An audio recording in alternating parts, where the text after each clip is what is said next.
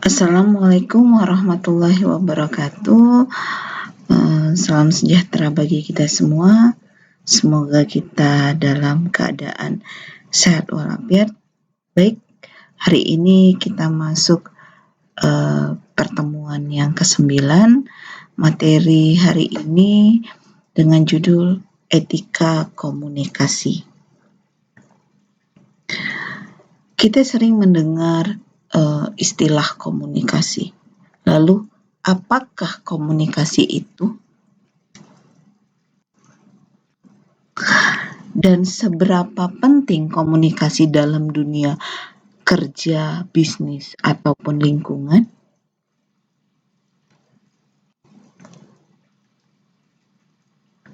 Nah, komunikasi adalah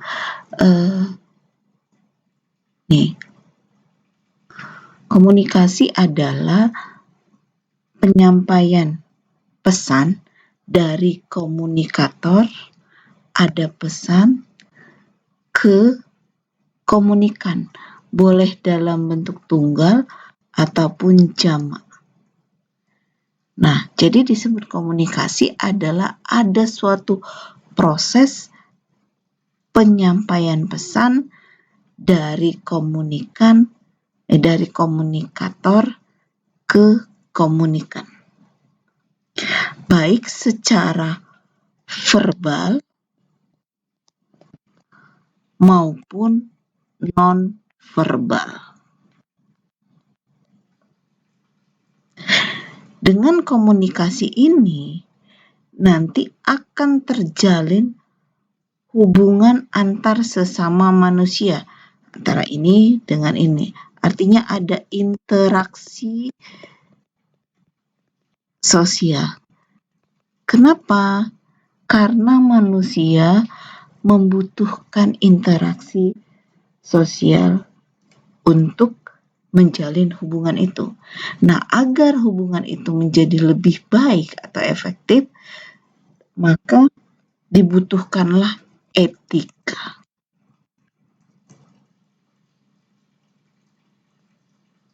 Etika adalah norma, komunikasi adalah pesan. Jadi etika komunikasi adalah norma, nilai, atau ukuran tingkah laku dalam kegiatan komunikasi di suatu masyarakat. Nah, komunikasi yang efektif terjadi apabila ada komunikator menyampaikan sebuah pesan di mana di dalam pesan ini ada maksud dan makna kepada komunikan, boleh tunggal ataupun jamak. Dalam menyampaikan pesan ini menggunakan estetika dan etika agar pesan yang disampaikan itu menjadi efektif. Etika ada norma, estetika seni. Artinya dalam penyampaian pesan kita menggunakan seni dan norma-norma agar komunikasi terjalin dengan efektif.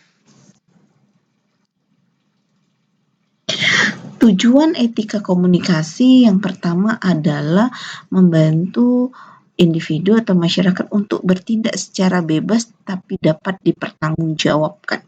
Artinya orang bebas berbicara apapun tetapi dia dapat dipertanggungjawabkan. Yang kedua, membantu masyarakat atau kelompok untuk dapat mengambil sikap atau tindakan secara tepat.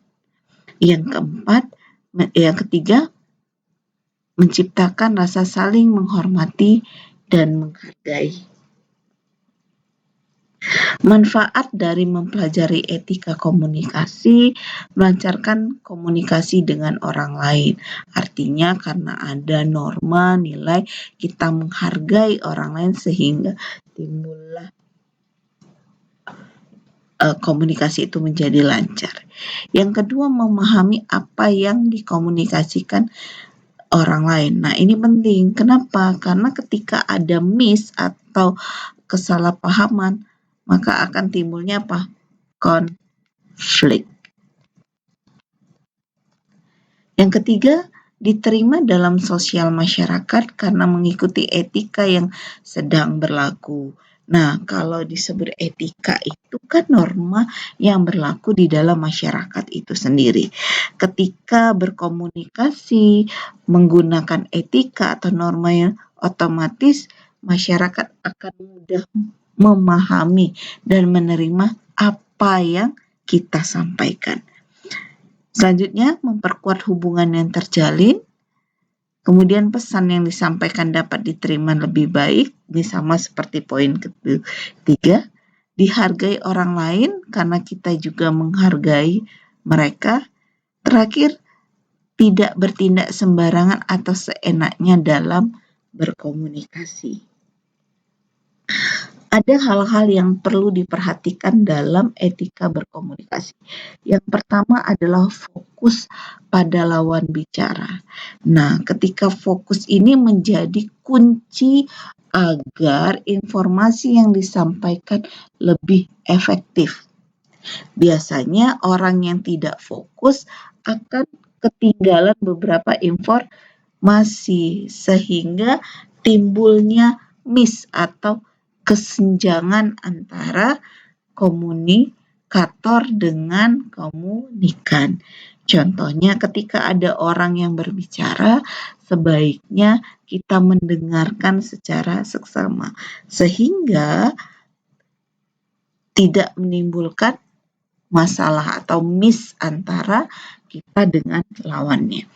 Yang kedua, fokus pada masalah. Nah, ketika berbicara dengan orang lain itu, usahakan untuk tidak mencampur adukan masalah lain dengan topik pembicaraan pada saat itu. Yang ketiga, jangan menimpali pembicaraan. Dengarkan saja komunikator berbicara, hargai dan tidak menyela, sehingga itu adalah ciri-ciri dari komunikan yang baik. Yang keempat, saling menghargai. Nah, di sini adalah saling memahami antara komunikan dengan komunikator. Yang kelima adalah selingi dengan humor. Tujuannya apa? Biar orang tidak bosan dan komunikasi itu menjadi lebih menarik. Nah, hal-hal yang perlu dihindari dalam berkomunikasi, yang pertama penggunaan kalimat yang informal. Jadi kalau misalnya kita berkomunikasi dalam berpidato, maka gunakanlah kalimat-kalimat yang formal. Kalimat informal ini boleh digunakan ketika kita berkomunikasi dengan sehari-hari, misalnya dengan teman sejawat di luar dari pekerjaan. Tapi kalau misalnya dalam bekerja, apalagi di dalam dunia kantor atau perusahaan, maka gunakanlah komunikasi yang informal, yang formal. Yang kedua, berbicara sambil melakukan hal lain. Jadi nggak boleh, harus fokus. Yang ketiga, terlalu banyak basa-basi, to the point saja. Yang keempat, berbicara dengan nada kasar. Yang kelima, nada memerintah, tidak boleh. Jadi kalau berkomunikasi itu gunakanlah bahasanya yang lembut dan jangan memerintah. Yang keenam, tidak boleh menghakimi. Yang ketujuh, ada manajemen intonasi. Jadi pada saat berkomunikasi, intonasi kita boleh naik turun, tapi itu disesuaikan dengan topik atau komunikasi yang sedang kita lakukan. Nah, adapun tata krama dalam komunikasi menggunakan bahasa yang baik dengan intonasi sesuai. Itu sama dengan istilah manajemen komunikasi. Selanjutnya, mengurangi kebiasaan menyela ucapan orang lain. Jadi kalau ada orang yang berbicara, didengarin dulu sampai dia siap. Lalu ketika kita mau ingin menyela, maka gunakanlah kata permisi. Selanjutnya, mengucapkan tolong ketika meminta bantuan. Jadi kalau minta bantuan itu, tolong dong ambilkan ini gitu. Jadi jangan ambilkan itu, jangan seperti itu. Itu namanya kalimat memerintah. Selanjutnya mengucapkan terima kasih ketika mendapat bantuan. Nah, ini adalah sebuah penghargaan karena pada dasarnya manusia butuh penghargaan. Selanjutnya mengucapkan maaf ketika melakukan kesalahan. Jadi jangan sungkan-sungkan ketika kita tahu diri kita itu salah, berbuat salah, maka segeralah meminta maaf. Terakhir, berbicara dengan santun dan lemah lembut kepada orang yang lebih tua. Jadi apalagi kita budaya timur, budaya orang yang menghormati yang tua, muda menghormati yang tua menghargai yang muda. Nah, berbicara lemah lembut ini sangat dianjurkan di kita budaya timur. Baik, terima kasih. Demikian materi hari ini. Apabila ada yang ingin didiskusikan, nanti kita bisa lanjut ke WA group yang telah kita sediakan. Demikian saya akhiri. Wabillahi taufiq wal hidayah. Assalamualaikum warahmatullahi wabarakatuh.